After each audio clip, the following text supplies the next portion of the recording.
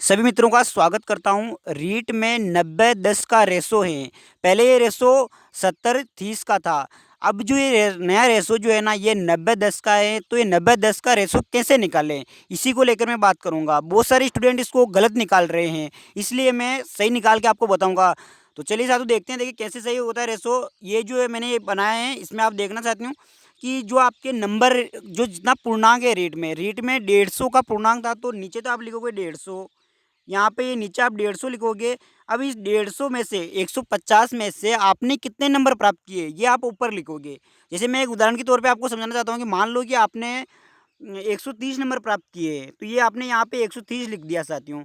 अब क्या करना है कि आपको रीट में, पता है आपको, रीट में 90 का रेशियो है और जो आपकी ग्रेजुएशन में 10 का है। तो यहाँ पे आपको 90 से गुणा करना है साथियों। अगर आप यहाँ से 100 से गुणा करते हो ना, तो आपके वो 100% वाला निकल जाएगा, न कि 90 वाला। तो आपको क्या करना है साथियों, यहाँ पे 90 लिखना है। यहाँ पे 90 लिख के अब आप काम करोगे ना, तो आपका जो 90 का रेशो है वो डायरेक्ट निकल जाएगा साथियों। क्या करना है, एक बार मैं फिर से बता देता हूँ। देखो, सबसे पहले आपका जो रीट का पूर्णांक है वो नीचे लिखना है। यहाँ पे ये क्या लिखना है, रीट का जो पूर्णांक है, जैसे कि रीट का पूर्णांक कितना है, तो 150 का है, तो नीचे 150 लिख देना है। फिर क्या करना है, आपके प्राप्तांक ऊपर लिखने हैं। आपके प्राप्तांक का मतलब है कि आपने कितने प्राप्त किए वो लिखना है। और गुणा किससे करना है साथियों, गुणा 90 से करना है। या आप गुणा मोबाइल से कर लेना, भले आपको, आप गणित के हो तो आप आराम से कर सकते हो, इसमें कोई बड़ी बात नहीं। अगर मान लो किसी बच्चे का कहता है कि सर मेरे तो यहाँ पे कितने यहाँ पे मेरे कम नंबर आए, कितने आए, जैसे मैं बता दूं कि वो कहता है कि मेरे तो 120 आए। तो 150 में से उसने कितने प्राप्त किए, 120 प्राप्त किए। तो 120 को किससे गुणा करेगा, वो 90 से। तो ये आपके किसका निकला, केवल रीट का निकलेगा, ये ध्यान रखना। ये जो रीट का 90-10 वाला रेशो है ना, उसमें से आपका रीट का रेशो निकल जाएगा।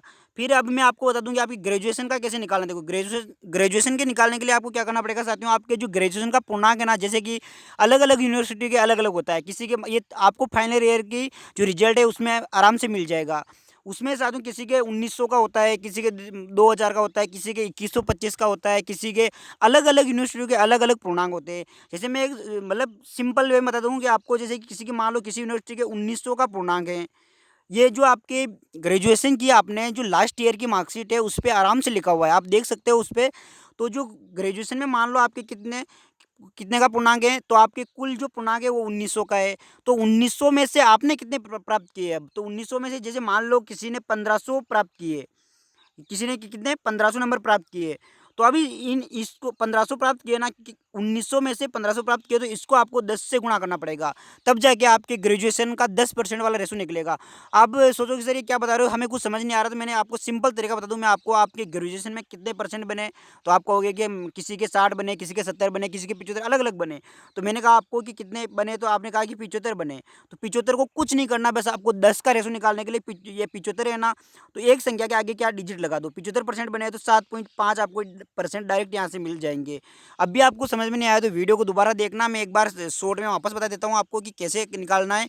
यहाँ पर ये रीट के निकालने के लिए आपको क्या करना है, रीट के निकालने के लिए यहाँ पे आपको 150 लिखना है नीचे। और जितने भी आपके नंबर रिजल्ट में आए हैं, जैसे किसी के 110 आए, किसी के 120 आए, किसी के 115 आए, तो वो यहाँ पे लिखने हैं। और इनको 90 से गुणा करना है, तो ये रीट का मिल जाएगा आपको। ये कितना मिल जाएगा, ये तो रीट का मिल जाएगा आपको। और अब ग्रेजुएशन का निकालने के लिए जितने आपके परसेंट है, जैसे मान लो किसी के 68% है, तो उसको कुछ भी नहीं करना, 6.8% जोड़ देना है। इसका मतलब ये हुआ है कि किसी के 68 है, तो बस आप कुछ नहीं करना है कि जो लास्ट वाली डिजिट डिजिट है उसके आगे एक पॉइंट लगा दो बस। जैसे किसी के मान लो कि 70 है, किसी के 70% है, किसी के 70% है। देखो, ये 70%, तो कुछ नहीं करना उसको, बस यहाँ पे ये 70 है तो 70 के आगे एक पॉइंट लगा देना है। और ये 7% उसको मिल गए। तो ये इस दोनों के आधार पर आपकी इसमें मेरिट बनेगी। तो और भी समझ में नहीं आया तो आप इस वीडियो को दोबारा देखना, आपको समझ में अच्छे से आ जाएगा। धन्यवाद साथियों।